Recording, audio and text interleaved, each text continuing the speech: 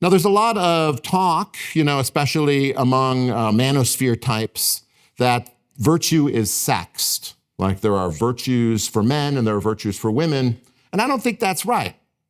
I think the important thing is that the virtues and vices rank differently for men and women. That, strength in a woman is good, but it's not as high as it is for guys. And vulgarity in both of them is a vice, but it lands worse for females than it does for males. And so that's kind of the framework within which I want to discuss the idea of compulsory feminism. Like, I don't think there's something inherently wrong with strong women or educated women, anything like that. I just don't think that either of those things, for men either, I guess, are what you judge people by. Like, if a man cannot provide and protect those who are around him, it's just a lot bigger deal than if a woman can't provide and protect those around him.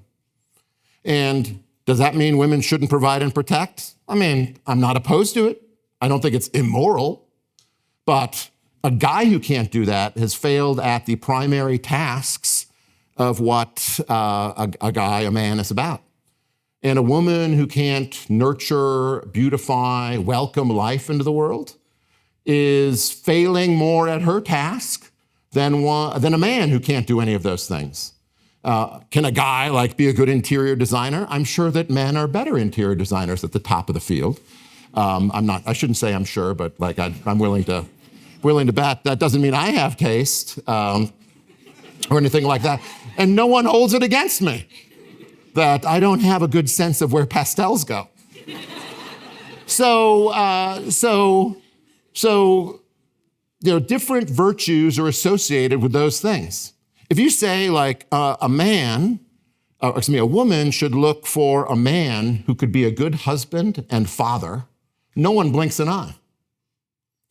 But if you said a man should look for a woman who'd be a good wife and a mother, people would kind of wonder why you're so weird. And this says something, I think, about where we are generally as a people.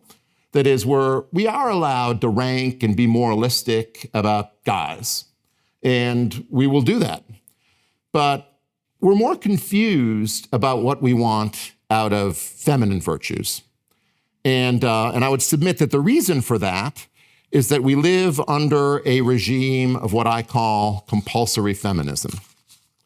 Right? We have put forward an image of what we expect out of women that is quasi-compulsory and is supported by law, is supported by culture, and that messes with the rank of what we expect out of women.